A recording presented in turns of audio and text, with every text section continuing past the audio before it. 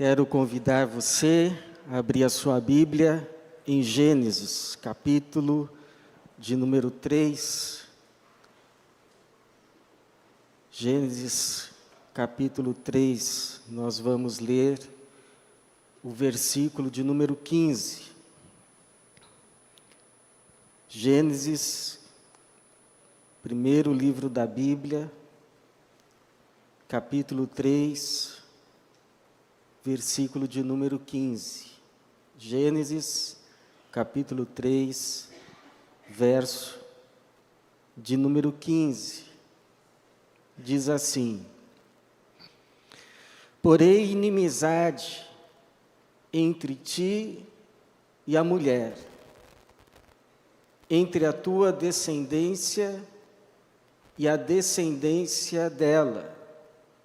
Esta te ferirá a cabeça, e tu lhe ferirás o calcanhar.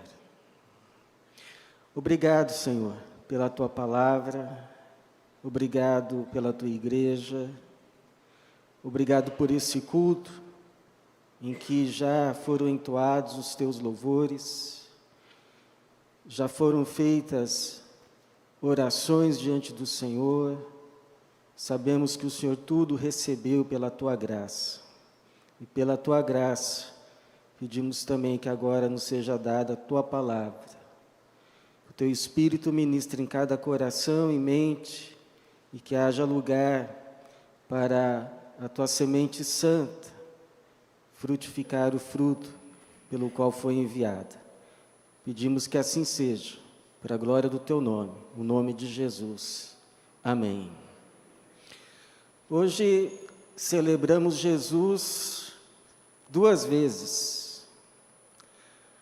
Celebramos já o seu nascimento, começamos a celebrar o seu nascimento por meio dos hinos natalinos que já ouvimos, por meio do nosso belo coral aí masculino.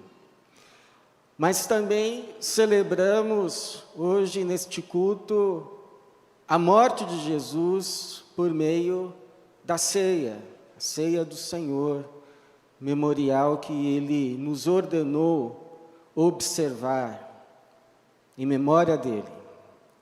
E nada mais representativo ao texto que lemos, Gênesis capítulo 3, versículo de número 15, em que o Senhor diz à serpente: porém inimizade entre ti e a mulher, entre a tua descendência e a descendência ou descendente dela.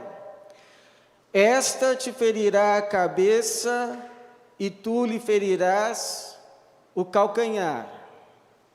Nós poderíamos ler e ver esse texto apenas como um prenúncio de como seria a relação entre as serpentes e os filhos da mulher, ou seja, a humanidade.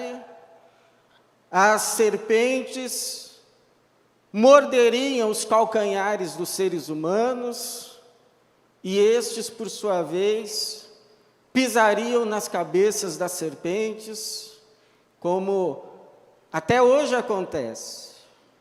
Poderíamos ler assim, mas a igreja, ao longo da sua história, iluminada pelo seu Espírito que lhe foi dado, o Espírito Santo, viu mais do que isso nesse texto, viu Jesus nesse texto, viu a promessa da vinda do Messias, da vinda do ungido, da vinda do Cristo, aquele que nasceria, sofreria uma aparente e temporária derrota à cruz, seria a mordida no seu calcanhar, mas venceria a morte, ressuscitaria e esmagaria definitivamente a cabeça da serpente, que João lá no Apocalipse vai dizer que é Satanás. Lá no Apocalipse João diz que Satanás, o dragão, é a antiga serpente que engana todo o mundo. Em Romanos 16, versículo 20, Paulo vai fazer associação semelhante, dizendo: e o Deus da paz em breve esmagará Satanás debaixo dos vossos pés. Mas não é Cristo que esmaga a cabeça da serpente, sim, é Cristo. Mas da mesma forma que nós, quando estávamos em Adão, participávamos da sua derrota e vergonha, agora que nós estamos em Cristo, nós participamos da sua vitória. A vitória de Jesus também é nossa. Por graça, por misericórdia, somos herdeiros de tudo aquilo que Jesus conquistou na sua vinda, na sua cruz, na sua ressurreição, na sua vitória. Pergunta que fica é: quais são as implicações desta vitória de Jesus para nós? Nós participamos da vitória de Jesus. Antes estávamos em Adão, mortos nos nossos delitos e pecados, como um galho cortado de uma árvore.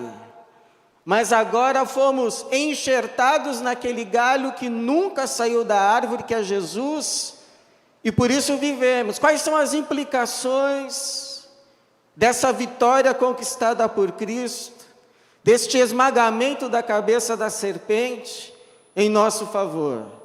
Primeiro, porque Jesus venceu, a sua vitória nos traz de novo para a rota, o plano que Deus tinha para nós antes da fundação do mundo. Porque há alguns que imaginam que se Adão não tivesse pecado, nós estaríamos até hoje lá no Jardim do Éden, vivendo naquela vida bucólica. Na verdade, não. Deus já tinha dito, inclusive, para o casal crescer, multiplicar, frutificar e encher a terra. Se Adão não tivesse caído, nós teríamos construído uma cidade ao redor do jardim, um mundo perfeito, que harmonizaria provavelmente, possivelmente, altíssima tecnologia, mas em plena harmonia com o meio ambiente, com a natureza, com a criação. Não apenas desenvolveríamos esse mundo construído ao redor do jardim, mas o ser humano mesmo teria se desenvolvido à semelhança de Jesus Cristo, o varão perfeito. Então, quando você ouvir assim: nós somos salvos, e quando chegarmos no céu, nós vamos ser como Adão era antes de ter caído. Mentira, não é verdade. Deus tem planos muito maiores para nós, a sua nova criação. Muito maiores. O seu plano não é que nós, agora salvos, voltemos a ser como era Adão antes da queda. Adão caiu, não era perfeito. Mas o seu plano é que sejamos como Jesus Cristo, o seu Filho, o selo da perfeição. O plano de Deus não é que nós voltemos ao Jardim do Éden. O plano de Deus é que vamos para a nova Jerusalém, construída ao redor da árvore da vida e que desce do céu. O plano de Deus para nós não é que tenhamos um corpo como era o corpo de Adão antes do pecado, mas que tenhamos um corpo como o de Jesus depois da sua ressurreição, um corpo glorioso, porque Paulo diz que semeia-se corpo corruptível, ressuscita corpo imperecível. Semeia-se em fraqueza, ressuscita-se em poder e em glória. Como ele diz em 1 Coríntios 2,9, as coisas que os olhos não viram, nem ouvidos ouviram, nem penetraram o coração humano, são as que Deus preparou para os que o amam. Então o pecado nos tirou dessa rota, desse plano, de nos tornarmos não como Adão, mas como Jesus, de morarmos não sempre no jardim, mas na perfeita Nova Jerusalém. O pecado nos desviou dessa rota, mas em Cristo nós voltamos para esse plano que Deus tinha para nós antes da fundação do mundo. Nada é perdido. O pecado não vai nos roubar nada, devido à vitória de Jesus. Senão não seria vitória. Segundo, a vitória de Jesus nos garante perdão. Nos garante o perdão. Porque, veja que patéticas são as ações de Adão, de Eva, depois que se veem enganados, comeram do fruto e são agora conhecedores do bem e do mal, mas não são como Deus, caíram no conto da serpente, e agora as atitudes que eles fazem para tentar resolver o problema que se criou, versículo de número 7, então os olhos dos dois foram abertos e ficaram sabendo que estavam nus, por isso entrelaçaram folhas de figueira e fizeram para si aventais. Mais patético foi o que fizeram quando perceberam que aquilo que haviam feito não era suficiente para cobrir a sua vergonha diante de Deus, então tentam se esconder de Deus. Versículo de número 8. Ao ouvirem a voz do Senhor Deus que andava pelo jardim no final da tarde, o homem e sua mulher esconderam-se da presença do Senhor entre as árvores do jardim, como se fosse possível se esconder do Senhor, como Davi disse: se eu fizer a minha cama no alto dos céus, lá o Senhor está. Se eu fizer a minha cama no abismo, no fundo dos mares, ali mesmo tu me encontrarás. Patético tentar se esconder. O pecado, irmãos, é sempre patético. O que se faz para tentar depois arrumar os problemas que ele traz, os resultados, é mais patético ainda. E mais patético são as tentativas de se esconder. É como uma vez pregou Jonathan Edwards, o seu sermão Pecadores nas Mãos de um Deus Irado. Ele diz assim, que os nossos feitos, as nossas obras, aquilo que a gente faz, é tão ineficaz para impedir que caiamos no inferno, como é uma teia de aranha para segurar um meteoro que cai. Não é nada. Então, quando você errar, quando você pecar, quando você falhar, o que Deus espera não é que você apresente uma boa desculpa. é que você confesse. Não é que você se esconda ou tente esconder, mas que você busque o perdão. Não é que você culpe outro ou tente se auto-absolver, mas que você se arrependa.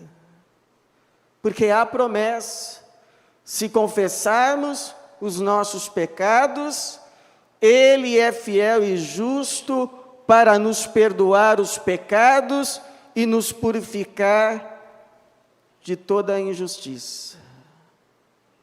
Então, o caminho para o perdão não é a negação, não é a transferência de culpa, não é a desculpa.